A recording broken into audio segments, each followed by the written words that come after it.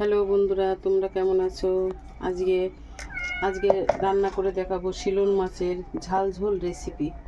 আগের দিন তো ভাপা দেখিয়েছি, আজকে ঝাল ঝোল রেসিপি দেখাবো। এখন নুন হলুদটা মেখে নিচ্ছি। কড়া গরম হয়ে গেছে, তেল দিয়ে দিচ্ছি। মাছ ভাজা করে নেব। এই মাছে বেশি একটা তেল লাগবে না ভাজতে, কেননা তেলযুক্ত মাছ। তেল গরম হয়ে গেছে, এবার মাছ ভাজা করে নেব।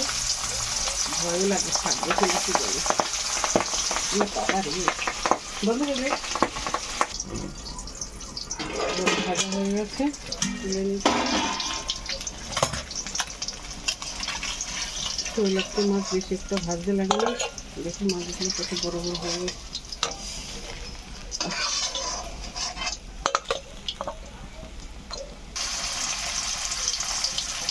মাছগুলো কাটা অনেক বড় বড় হয়ে গেছে, মোটা হয়ে গেছে বেশি।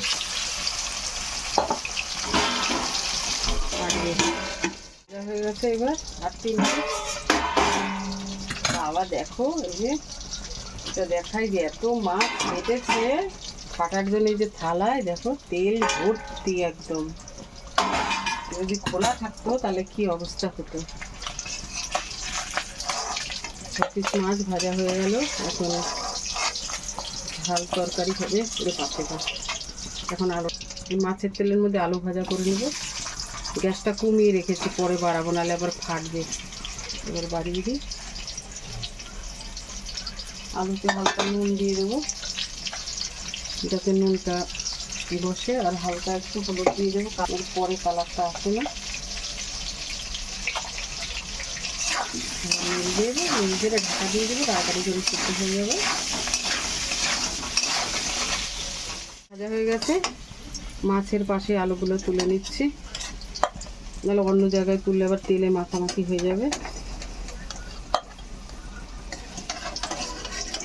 এই তেলের মধ্যেই ফোড়ন দিয়ে দেবো, অনেক তেল রয়েছে। এর মধ্যে আর তেল অ্যাড করতে হবে না, কেননা শুকনো লঙ্কা ফোড়নে দিচ্ছি। শুকনো লঙ্কাটা একটু ভাজা ভাজা হলে তেজপাতা দিয়ে দিচ্ছি, আর দিয়ে দিচ্ছি গোটা জিরা।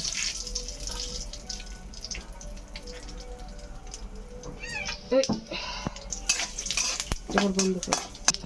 এবার প্রথমেই দিয়ে দেবো টমেটোটা ফোড়নের মধ্যে। টমেটোটা একটা কাঁচা গন্ধ থাকে। টমেটোটা ভাজা হলে আস্তে আস্তে করে সব বাটা মশলাগুলো দিয়ে দেবো।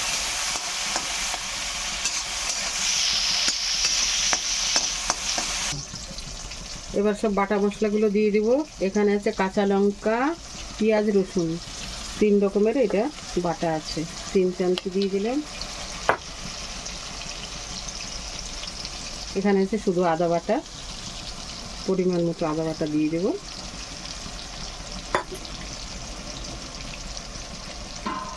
একটু নেড়ে চেড়ে নিই। এটা কাঁচা গন্ধটা বেরিয়ে গেলে তখন এবার গুঁড়ো মশলাগুলো দিয়ে দেবো। এবার দিয়ে দিচ্ছি পরিমাণ মতো হলুদ, জিরার গুঁড়ো, ধনের গুঁড়ো, আর দেবো পরিমাণ মতো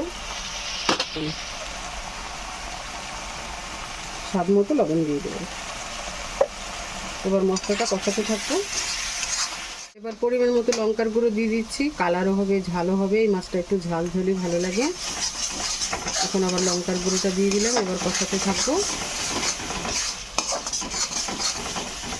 হয়ে গেছে, এবার ভাজা আলুগুলো দিয়ে একটুখানি কষিয়ে নেব। ভাজা আলুটা দিয়ে একটু কষিয়ে তারপরে দিয়ে দেবো। ব্যাস রেডি, দেখো।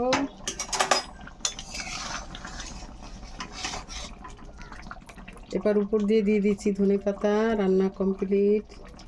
শিলন মাছের ঝাল ঝোল রেসিপি। তোমরা এরকম রান্না করে খেয়ে দেখবে, অনেক সুন্দর, অনেক সুন্দর। একবার খেলে বারবার খেতে ইচ্ছা করবে। হ্যালো বন্ধুরা, এই দেখো রান্না কমপ্লিট। এর উপরে দিয়ে দিচ্ছি 4 পিস কাঁচা লঙ্কা, একটু কাঁচা ধনেপাতা। এবার পরিবেশন করা যাবে। তোমরাও এরকম মাছ পেলে, শিলন মাছ পেলে, খুব ভালো মাছ, কিনে এনে রান্না করে পুরো পরিবারকে দেবে, দেখবে কত ভালো খেতে। বাবু এবার টেস্ট করে দেখবে ঝাল ঝোল রেসিপিটা কেমন হয়েছে।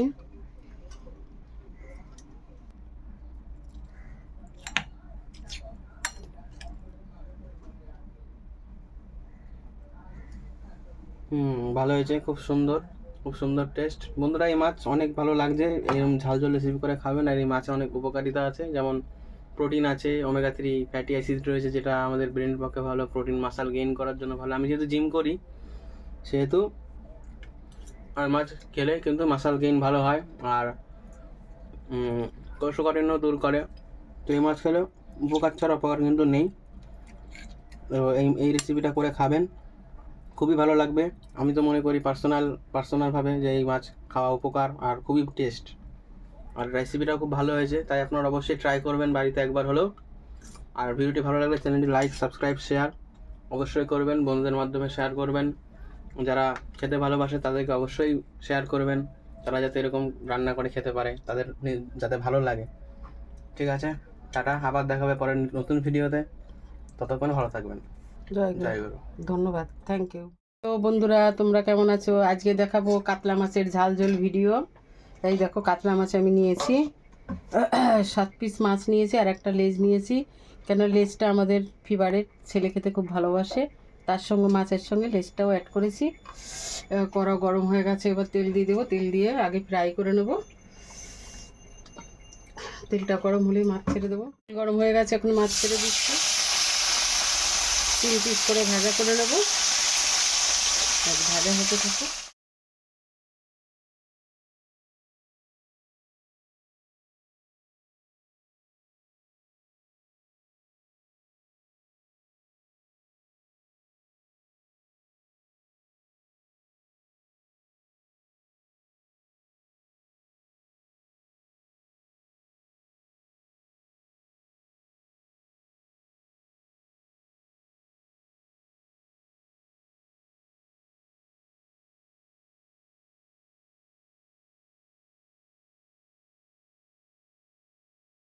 মশলাটা ভাজা হয়ে গেছে, এবার গুঁড়ো মশলা দিয়ে দিচ্ছি। ফার্স্টে দিচ্ছি পরিমাণ মতো হলুদ, গুঁড়ো লঙ্কা, এটা হচ্ছে ধনের গুঁড়ো, এটা হচ্ছে জিরার গুঁড়ো, স্বাদ মতো নুন দেবো।